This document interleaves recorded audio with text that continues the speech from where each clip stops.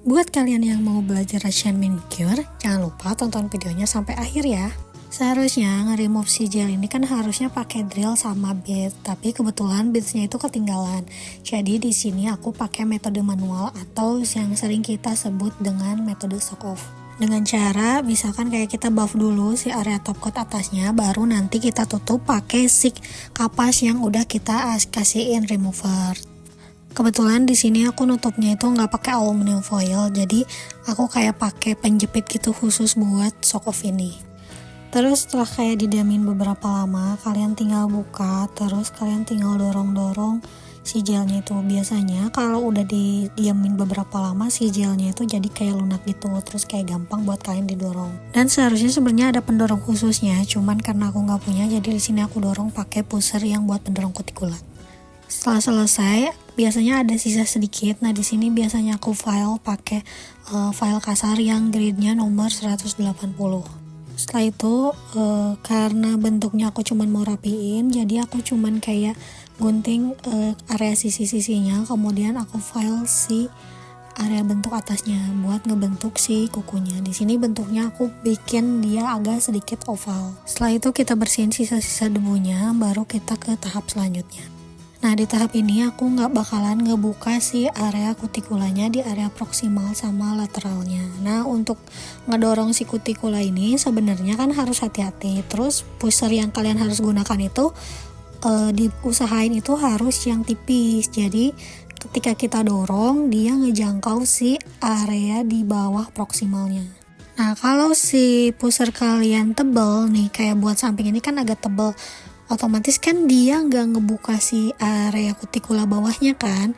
Nah, itu cuman kayak ngedorong si kulit matinya, jadi nggak bisa ngebuka. Jarang banget kalau si area yang tebal itu ngebuka si area proksimal atau area kutikula di bawahnya. Nah, untuk Russian manicure ini kalian kan perlu ngebuka si area bawah kutikulanya biar si bitnya bisa masuk. Sebenarnya bisa aja kalian langsung pakai beads, tapi terkadang kalau si kutikulanya masih nempel, itu kan kayak agak susah nih, pasti agak berulang kan kalian ngerjainnya. Tapi kalau udah agak kebuka kayak gini, kalian bakalan gampang menggunakan flame beadnya. Nah, setelah kita pastiin si area kutikulanya udah kebuka, baru kita pakai flame bead buat lebih ngebukanya lagi. Nah, cara pakai flame bead juga ini kan aku nggak langsung kayak satu kali tarikan jalan kan, jadi aku kayak sedikit-sedikit. Nah, ini tuh berfungsi kayak buat ngebuka juga, cuman kan teknik tiap orang beda-beda, jadi tergantung kalian mau ikutin teknik siapa, cuman aku lebih nyaman memakai teknik seperti ini. Nah, untuk arahnya juga usahain kalian jangan misalkan nih forward buat semua area. Jadi kayak dibagi dua, ada area forward, ada area reverse. Jadi gak langsung sekaligus sekali jalan dari kanan ke kiri atau kiri ke kanan. Jadi satu kuku itu dibagi dua, area kiri sama area kanan. Dan usahain juga drill yang kalian punya itu punya dua arah. Jadi itu tuh meminimalisir kecelakaan dalam pekerjaan kalian. Nah, tadi kan kita udah si area kanan, sekarang kan kita ke area kirinya. Nah, makanya kenapa tadi aku bilang ini tuh kayak dibagi kayak dua area. Itu pun mempermudah kerja kalian juga. Terus jarak pandang kalian juga tidak terhalangi sama si debu-debu. Jadi kalian ketika pindah atau ketika debunya udah banyak, kalian bisa bersihin.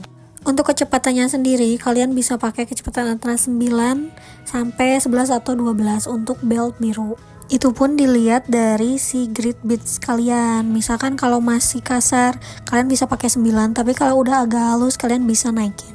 Nah, si flame bead ini juga berfungsi kayak ngebersihin teregium yang tersisa di area-area si kutikula kalian. Dan pemakaian juga, kalau kalian misalkan pakai ke customer itu harus lebih hati-hati. Karena kan otomatis kalau customer kan kayak tingkat rasa sakitnya itu beda-beda kan. Kalau ke diri sendiri kita udah tahu tingkat rasa sakit kita sendiri. Nah, setelah kita buka si area kulit matinya itu pakai flame bead, kita bisa gunting si area kulit matinya. Nah, untuk area pembatasnya itu biasanya ketika kita pakai flame bead, nanti si kulit matinya itu kayak ada garis tuh. Nah, biasanya garis kulit mati itu yang aku gunting. Jadi kayak aku nggak gunting ngelebihin. Biasanya kalau ngelebihin si garis itu bakalan ada rasa perih.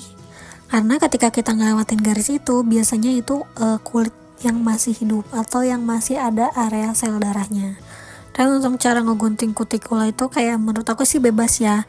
Misalkan kalaupun ada keputus nih, kayak aku ini kan nggak kayak langsung satu tarikan satu jalan terus ada putus-putusnya. Nah itu sebenarnya nggak jadi masalah. Kalian tinggal gunting aja dari mulai si area putusnya. Dan sama aja sih sebenarnya, mau kalian gunting putus atau enggak, hasilnya tetap kalian harus rapiin. Nah ini kenapa aku nggak langsung gunting satu tarikan jalan, karena si area kutikula di jempol aku tuh masih agak tipis kan, karena kurang lebih aku baru 3 mingguan, tapi si pertumbuhan kutikula aku itu nggak terlalu banyak kayak di area lain kalau buat di area jempol, jadi aku nggak bisa langsung kayak satu tarikan. Pokoknya kalian tinggal gunting aja, rapiin kutikula atau kulit mati yang masih tersisa. Kalau menurut kalian udah bersih, kalian bisa lanjut ke tahap step pakai cylinder bit. Nah, ini tuh kalian bisa pakai silinder atau ball bit. Cuman di sini aku lebih suka pakai silinder bit, nggak tahu kenapa. Cuman itu kembali lagi ke kenyamanan sama ke kebiasaan kalian.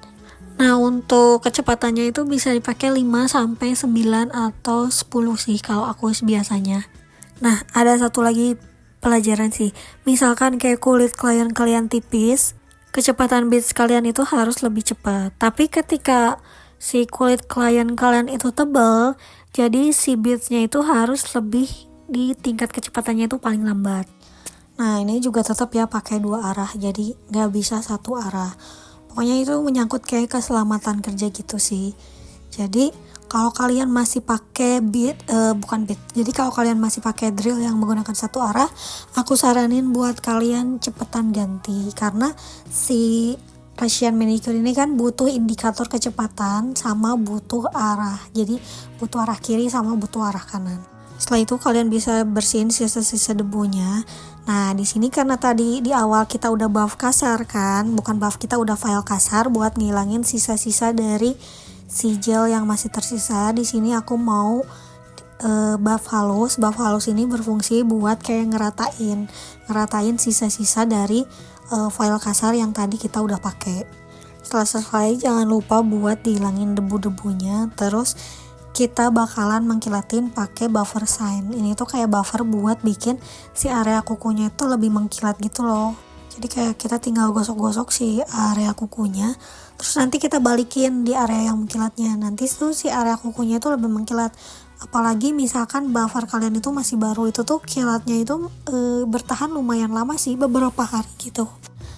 Nah setelah itu kayak aku gosok pakai si cleanser. Ini tuh kayak bener-bener buat ngilangin residunya sebelum aku pakein vitamin.